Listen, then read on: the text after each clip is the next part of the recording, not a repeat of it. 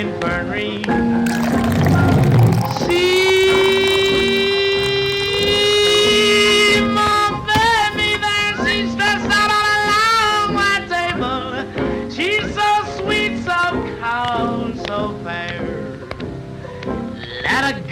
Let her go, oh bless her, wherever she may be. She will search this wide world over, but she'll never find another sweet man like me. Now when I die, bend me in my straight leg breeches, put on a box back coat and a Stetson hat. Put a $20 gold piece on my watch chain so you can let her.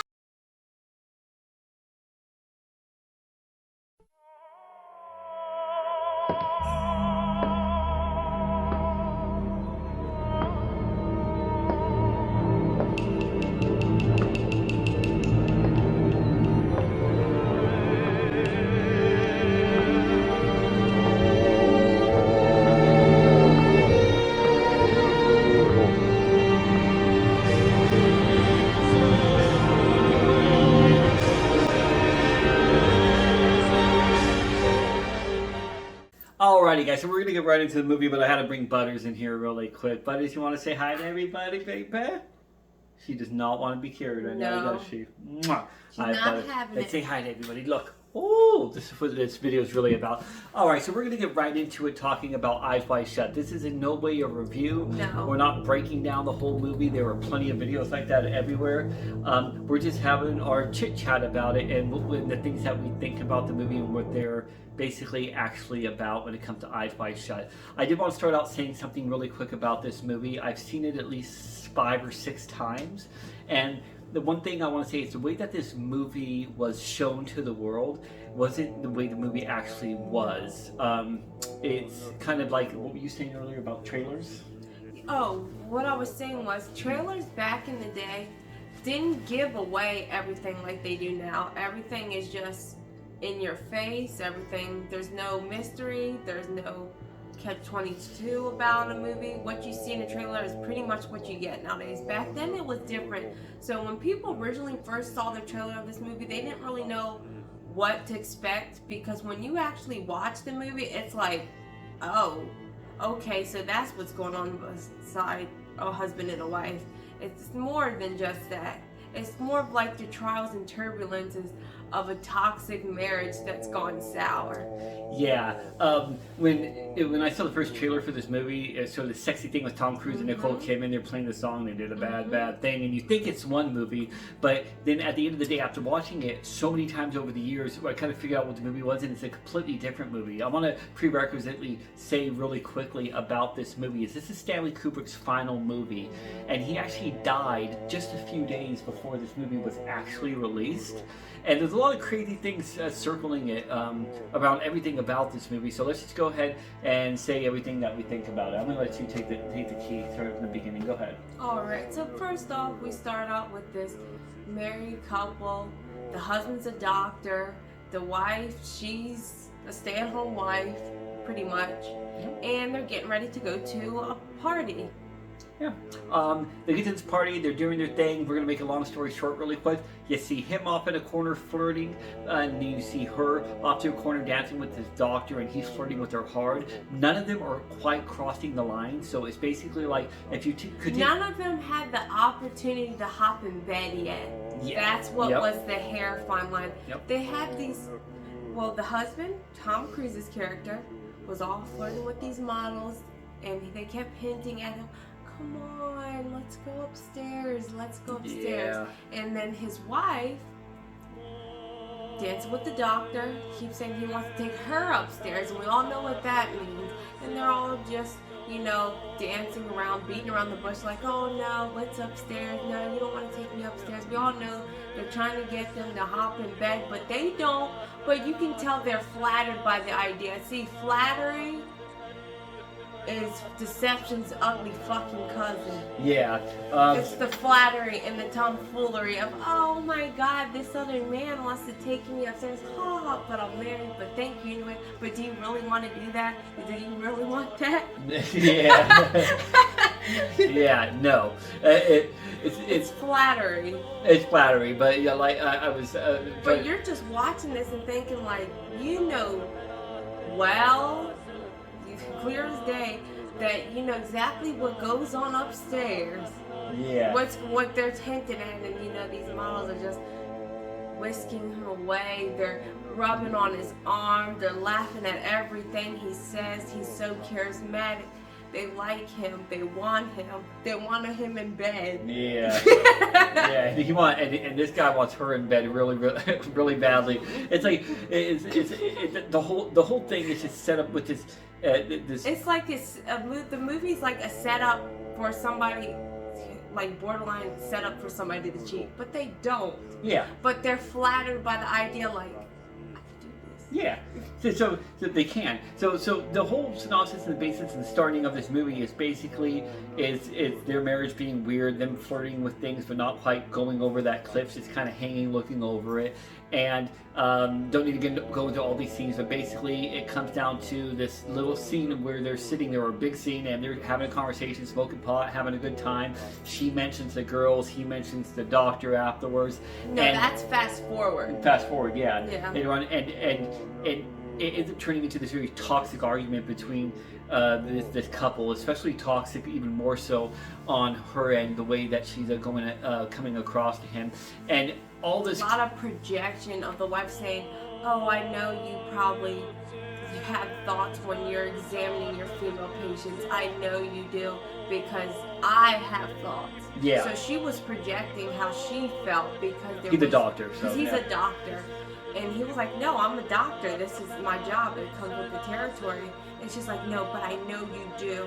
Oh, I know you do." Yeah, it's like the person who is cheating always is going to see everybody else as also thinking that way because they're projecting themselves onto there. So you already got this set up for all this crazy things. He's not perfect. She's not perfect. No. She's a little bit more toxic. He's in it, and you're kind of going on this thing. And basically, just talking about the movie. At the same time, when she did that, you just have this feeling like where you're rooting for the husband. Yeah. You're really rooting for him because it's like later you see, he's distraught. He has this whole. He's like, "Oh my God, would she do that to me?" She's thinking about it. What should I do with myself? My marriage is a lie. What do I do? So he goes on this journey, trying to find like his answers to his questions about like, did I really have that happen to me? Did I really just experience my wife just tell me, "Hey, I have these thoughts of, fantasies of another man," even when they are having relations? She said she fantasizes about him. And you just see the distress, and like his whole world just got turned upside down. Yeah. And within 5 minutes of that whole argument, disagreement, the whole thing just shifts, and it shifts the whole movie out. And then he's on this journey later, trying to rediscover of like how he really feels as a person, if this is even okay for him to be in a situation like this, which it's not. It's not okay for anybody to be in, but you can totally tell the shift, things have just turned. Yeah, so again, not breaking down the movie and going into too many things with this, but basically the whole movie is set around a bad marriage. Things happen, and there's a really great scene between him and Nicole Kidman, and you could really feel sympathy for this man, and you're rooting for him, and he kind of goes off on this journey, and basically when he goes off on this journey and he's wandering around the streets, he runs into an old buddy he used to go to college with, who dropped out from being a doctor, who's now doing like he's a musician at all these jazz bars and things. A pianist. And then the movie kind of changes courses right at this point, because it starts out about a marriage, but then Nicole Kidman kind of disappears. And really, what I figured out about the movie is, going straight to it, is this whole movie is circled around corruption and sex and just nasty, volatile things. It's almost like purposely putting yourself in situations that you shouldn't be in, and then seeing what you're going to do when you're in those situations, right? Mm-hmm. So, like, what would I do if I were in this situation? I feel like this whole movie is what would he do if he was in this situation? And he gets into every situation you could get into in this movie. This will make sense to you guys if you've seen the movie, and that's kind of the whole point because we're just kind of chatting about it. And if you haven't, this is definitely going to take away. So just go ahead and watch it. Yeah, then you'll see what we mean. And then you see what we mean. But basically, he hears about this party. He says, okay, he's going to go ahead and he wants the password. He gives him a password. This guy has to go find a costume in the middle of the night, a mask, and go head off to this ball. And the place is closed. He's bribing the guy for money. And then all these weird things keep happening. So as he's walking, and these are things that I like about this movie, is I like how slow-paced it is. And I like how the main story of the movie is actually the things that you don't usually pay attention to. There's people that kind of follow him and look at him as he's walking throughout the movie that you wouldn't normally notice. And there's all these sexual undertone things that are going on. It's a lot of implications. And that's the thing that I want to go into here really quickly. So, what the movie says it's about, and what the movie actually is about. When he gets to this place and he goes to pick up this mask and these costumes from this guy, you can tell something sick and weird is going on. You got his underage daughter in the back who is basically putting on a show for these older men that are in there, and he's flipping out the dad and calling the cops and all this stuff, but you end up finding out later that he actually prostitutes his own daughter who is underage. So there's things about, really discussing things about pedophilia in this movie. There's discussing things all forms of corruption, every taboo. Yeah, every taboo under the sun is implicated in this movie, in the most depraved taboos. Yeah. Most depraved. And we don't say that lightly no, at all. No, it's so interesting. And one thing I will say about it is it doesn't show, which is nice. It just implies to tell, which makes it a lot easier to digest. Because I don't like watching stuff like that. No. So it makes it a whole lot easier to be able to actually digest this movie while you're going. So the thing about this movie that I found interesting after we got done watching it, and I watched it before, is that, well, two things. First off, Stanley Kubrick said this is the most important movie he's ever made. He's made a lot of good shit, and he said this is the most important movie he has ever made. And it has a message to it, right? Well, if you look at it as just about a marriage, no. But when you really break down the movie, I can see where it's going. So with all this stuff going on, with what we figured out, and again, you can watch it for yourself, between all these escapades he's going on, this weird elite party he goes to, where he shows up the wrong way. They're already calling him out because he pops up in a taxi cab and he's at this rich mansion.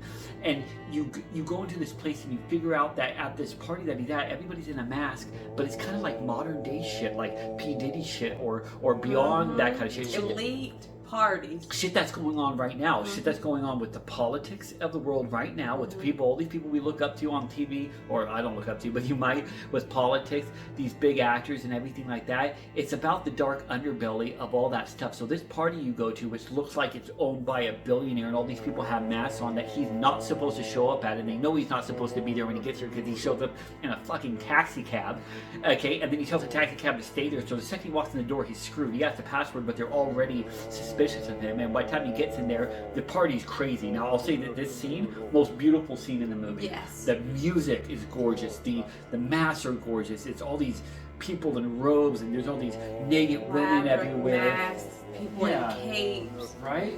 It's a beautiful scene. Everybody's just out doing the most.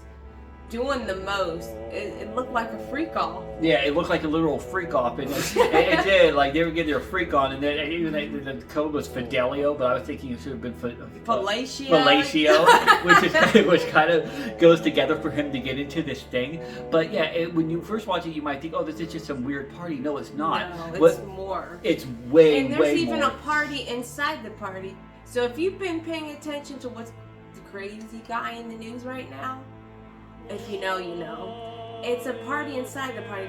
The out layer of the party is just people wearing costumes. It looks like a masquerade bar. Deeper you get into the party, each floor of the party shows more and more depraved acts. More and more acts. Yeah. And it gets nastier and weirder. It gets nastier. The more and more deeper as he gets walking through the party, each floor is dedicated to something else. Yeah. And the thing is with this movie, like any other Stanley Kubrick movie, is you can tell that everything was on purpose in the best of ways, and I mean everything, including you again. I'm just rambling about things I like. Like there's a scene where he's in the party and he's walking around, and this girl comes up to him and says, "You need to get out of here. This is not the place for you.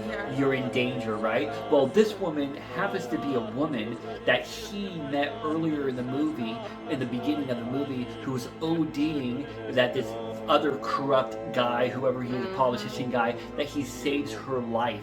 And this woman was part of this elite thing that went to these parties. So the woman that he saved ends up trying to save him from this party, and she actually does save him because she gives up herself and says, "I'm basically sacrificing herself to save him." So think about that. Because he came in that party unknown and he lied to get in there, they were going to murder him, and the only way they wouldn't is if somebody was willing to take their place of their life to come forth. So once you get to that point, you realize what this movie's about. I think in general, Stanley Kubrick, what he was doing with this movie, saying it's the most important movie, is there's a bad marriage, there's things surrounding it, and that push it forward. I think the whole purpose of this movie was the foreground. Well, it's the foreground. This was his way of saying to the world, here is the corrupt politicians, and here's Hollywood. Here's Hollywood, and what is it full of? Nasty, disgusting, depraved, sexual, weird shit going on, pedophilia, all this crazy stuff. And I think he was trying to show that through this movie, and he did it through the lens of saying, here, let's bring you in to see Tom Cruise and Nicole Kidman. You're going to love this. Look at this sexy trailer.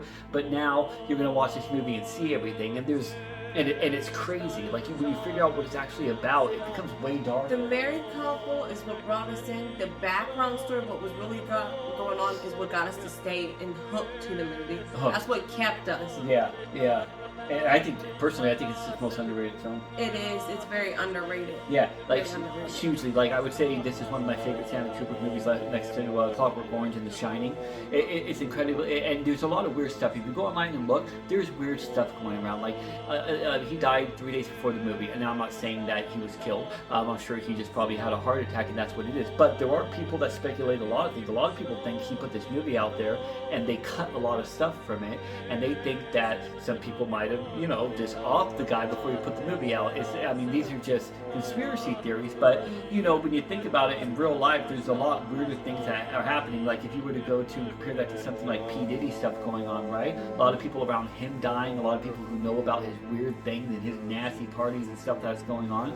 So you never really know what it is, but that's why I think he said it's his most important movie. I think this was his way of exposing Hollywood, and it's kind of creepy because now whenever you're watching like a presidential debate or something, and you're looking at all of them, I don't care whether they're Dems, Republicans, or any of that, and you're seeing all of them and you're hearing that they might be on these lists. Can you just picture going into some party somewhere where these billionaires are showing up, covering their face anonymously, and what? They're unknown, these actors, and you have to be rich and elite and be in this club, right?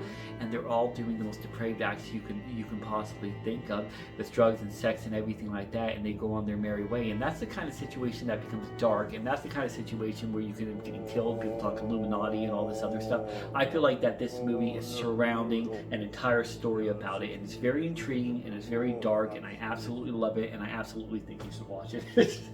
Everyone should go and watch it. Yeah, you should go watch it. These are lots of ramblings of me and my wife going on about this, but it is... We could go on and on about this all day. Yeah. Because when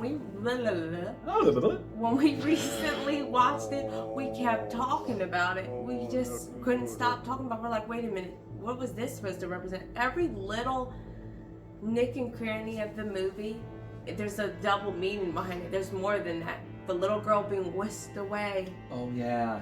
Yeah, you want to tell that one before we go? Yes. Yeah. So, basically, there was an old story that was being told about how it was, I can't remember the name of it, but it was this historic thing about how, it was some type of folk tale about if you sacrifice your child, you'll get something in return. Yep. And there's the ending scene of the movie. They're in a toy store. It's very brief, and they're keeping an eye on their daughter in front of them, and they're talking back and forth, conversating. The camera keeps turning back to the daughter. She's getting further and further away. The more and more they talk about what they should do and how to fix their marriage and how to move forward. And then when Nicole Kidman, before she says what she says, the little girl is whisked away, and then there's a man who takes her off. So basically, it was implicating that whole story of the folklore that Tom reads about earlier in the movie about sacrificing your child. If anything, like I always said, it's like the 7 deadly sins. It's kind of like the sacrifice of Isaac. When Abraham wasn't going to sacrifice his only son, and then God came out and said, whoa, wait a minute. I was just seeing if you were on board with me. That's exactly what it is. When that man whisked away their daughter, they turned back, and she's finally cut off away from the camera. Then that's when Nicole Kidman finally says, you know what? We need to go home and fuck. Yeah, yeah, which is the final line of the movie. Yeah. What do you do? We need to fuck. Some people actually think they said we need to fuck because that was their version of saying we need to have another child. Exactly. So again, this is for people who have seen this movie. Yeah. For one, an eye for an eye, a tooth for a tooth. Yeah, and the basis of that again in the movie is that Tom Cruise ends up he gets caught. And they're getting ready to basically kill his ass. This woman that he saved earlier saves his ass, and then he leaves, and then she shows up dead. It turns out that his friends know all about this, and this really cool pool hall scene, which is one of my favorite scenes in the movie too. And all these things are going on. So the thing is, he shows back up at his house, and the mask is sitting on the bed. And people say that's his wife finding it, but some people think that maybe the people who were following him around, including the ones in the store, placed that mask on the bed to say we know, because they said they said when he left that party, if you discuss this to anybody, we will know, and you and your family and everything are in danger. So I think at the end, he kept talking about it even afterwards, and he showed back up at the house like an idiot, so they warned him. So I think at the end, and this is really disturbing, and I hope this isn't true, and there's no given fact to this, and there's things that are cut out of the movie, but there's an implication that people think that they were going to kill them, and the way for them not to would be to sacrifice their daughter, give their daughter up to this ring. I don't want to say any more about that because you know where that's going, and that fucking just we'll leave it at we'll leave it at that. But Yeah. there's a big implication. Like I said, there's an implication at that, and we'll leave it at that. Viewers' discretion. Yeah. Viewers' discretion. Yeah, don't like thinking about that, but No. you guys could watch the movie for yourselves, and in that part it would bother me more because I have to say this really quick with that one scene. I feel like you don't, at the end, you don't really see the guy taking her, but they think that there's cut footage of them doing it, but it's not proven. But you see them paying less and less attention to her, and you notice that what they're talking about at the end is you're not talking like having a regular conversation that you think, or the words you're saying. It's almost like they're talking about how they're going to restart their lives. It's like they're talking in code at the end, right? And like they're letting her go off, and that's why like he looks so distraught, like he knows something's about to happen. He's like, what are we gonna do? Where do we go from here? She says, don't say forever, and then she says, we need to go fuck. So there's a lot of interpretations of this movie. Maybe that child thing isn't true. Maybe it's just about everything else, and they don't sell the daughter at the end, which I really hope. But I just. We can go on forever with this movie. It's just, there's so many things. In fact, when we get done and I turn off this camera, I'm going to be mad because I'm going to think of other things about the movie that I didn't get to discuss. We're probably just going to go ahead and rewatch it after this. Yeah, just rewatch it again after this, and who knows, maybe we'll do an update video or something. But like I said, it's interesting. It's really cool. It's his last film. It's more apply and more than what meets the eye. Way more than meets the eye. And it's such a oxymoron. Eyes wide shut. Yeah. And it's such an oxymoron. I fucking love oxymorons. Yeah, it absolutely is. Because all eyes wide shut at the end of the day means is that you're seeing everything and you're self-deluding yourself into, what's the word I'm looking for? Into pretending like none of it's there. So willful ignorance. Your eyes are wide shut. And that is a metaphor for what everybody turns their heads to when they know what's going on. And I have to say one more thing about that. Just think about that. Hollywood. Think about what's that fat guy who went to jail or what? Weinstein people, right? Everybody knew about it, but everybody's eyes were wide shut, right? That's kind of the whole premise of this. So, anyways, we go on forever and ever. You've seen the movie, but if you haven't seen it in a while and this made you think, what the heck are they talking about? Or if you haven't seen it at all, you probably don't know anything we're talking about. Go watch Eyes Wide Shut. Give it a chance. Just sit there and and watch it, pay attention, look up stuff, get into the lore of the movie, and I'm telling you, there's more than meets the eye. Like, just talking about it. It makes our hand on arm stand up. That's standing up from talking about the thing with the Chills. kid and all the shit, like literal chills from this fucking movie. Yeah, and I just want to, one other thing, if you were expecting, and I hope not, like a review or something like that, this is the niche.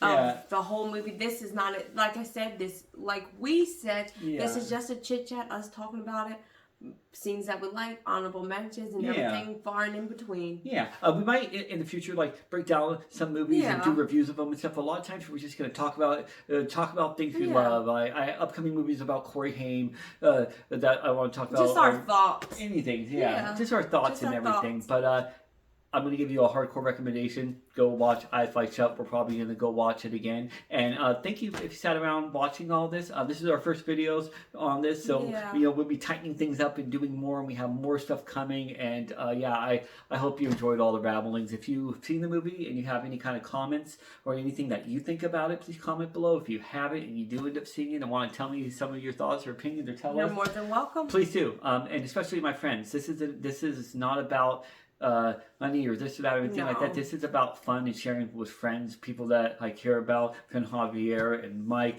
Patrick, and everybody else I can think of just chiming in. So stay tuned for more interesting stuff. We're gonna do a lot of B-rate stuff, a lot of random stuff, and you're gonna see a lot of Corey Haim stuff on this channel. Yeah. Right? Yeah. Yeah, you're gonna see a lot of it, and I'm not just talking about the big boys. You know what I mean? Like the License to Drive and things like that. I'm talking about going into some kind of the old '90s B-rate everything, like just really the things that have all the passion. And Mike, I know you're gonna love this because if we do a Corey Haim thing, we're definitely gonna have to add you in on one of these videos when I start doing Corey Haim reviews. Anyways, we're gonna stop rambling. I hope you enjoyed our chit chat today. Yes. Yeah. And we'll see you on the flip side. And there is something very important that we need to do as soon as possible. What's that?